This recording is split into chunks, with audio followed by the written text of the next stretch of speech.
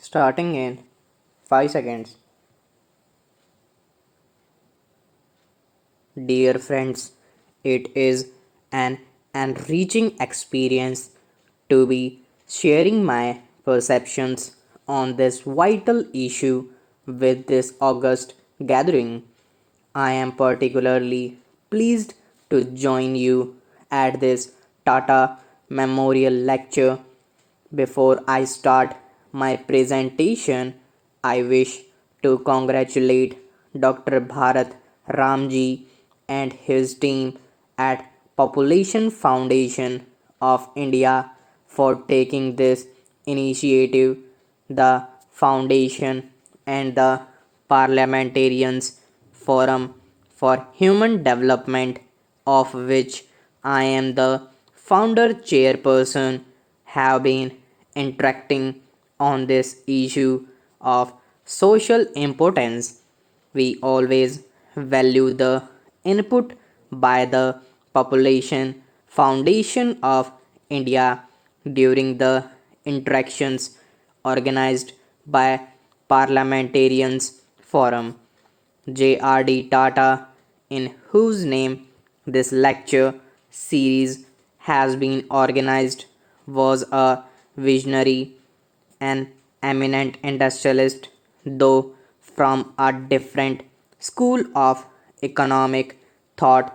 He was never oblivious of the social responsibilities of a conscious citizen. He joined government's efforts for the economic reconstruction and industrialization, but in order to ensure that society was able to avail the fruits of economic development as also to sustain the growth, it was essential to contain our ever increasing numbers and use the available resources for the optimum benefit of the people. It is gratifying to know that this logic evokes a concerted response in favor of the need to arrest the population growth. The Parliament has unequivocally endorsed the necessary steps in this direction. Legislature across the party lines is clear in approving the responses. I will start my lecture with an observation made by Bonner on Malthus. He was the most abused man of the age, put down as a man who defended smallpox, slavery, and child murder, who thought the world so badly governed that the best actions do the most harm, who short took all the romance out of life. Today, his fears are coming true. He had just warned us about impending man-made calamity of numbers, though there are a few to suggest that there is still a scope for higher population growth rate.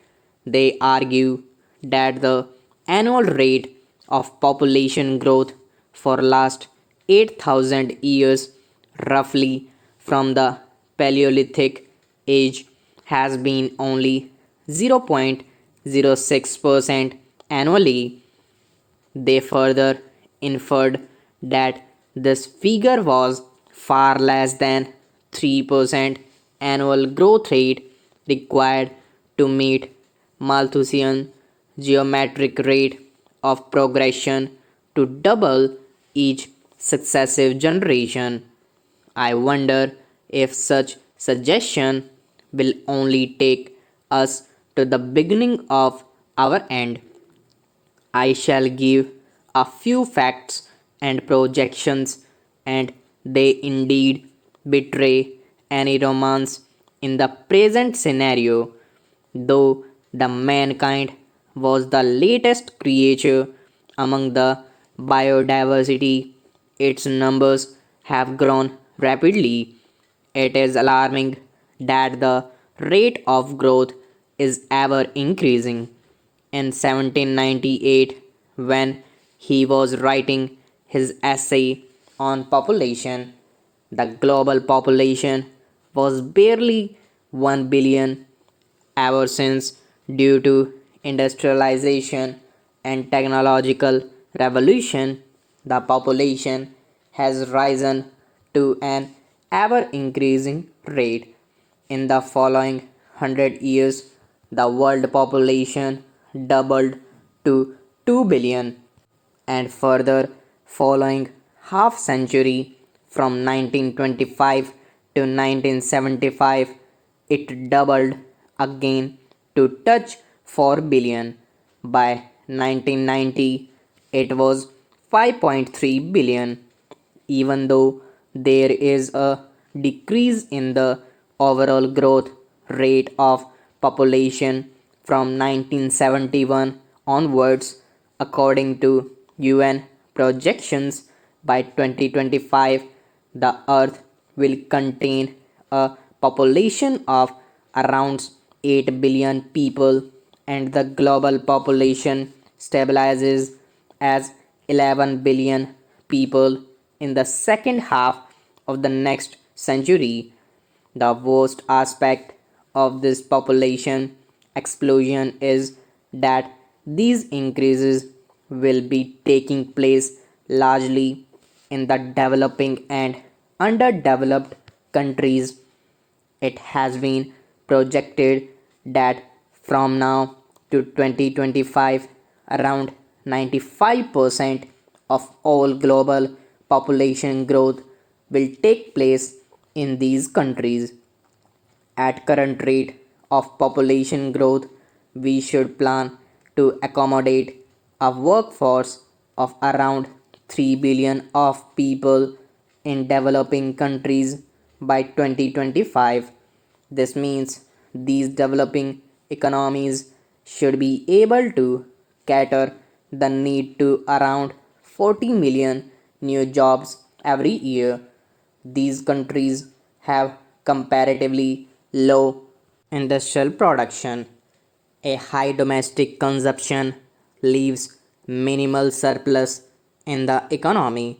Secondly, it is observed that in the countries with large population, the share of primary sector is higher in the economy. Greater part of investment and other inputs go into sustaining this large population. This does not leave enough of investable surplus, but it was not until Second World War the demographers and economists recognized that larger population adversely affected the economic development because it diverted the investments from growth related to inflated social demands of a larger population. In this context of developing countries, the population explosion will intensify the crisis of social security and sustainable development, urbanization, and urban poverty. Already, there is a trend among developing societies that their workforce is abandoning the agriculture and are shifting to urban clusters. In 1985, around 30% of the population of developing countries was living in urban areas, which shall go to 60%. Stop.